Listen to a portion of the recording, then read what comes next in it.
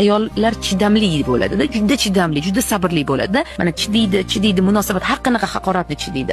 Ba'zi shunaqa ayollar bor. Endi men hammasini aytmayapman. Shunaqa ayollar bor.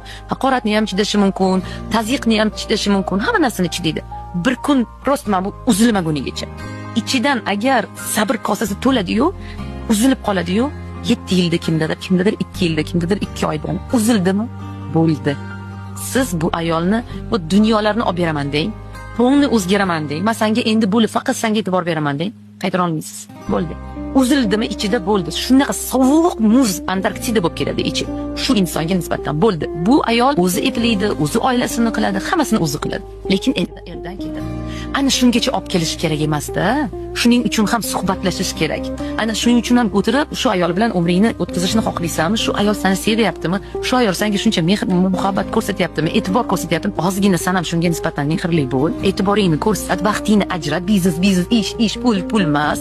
Topiladi shu pul.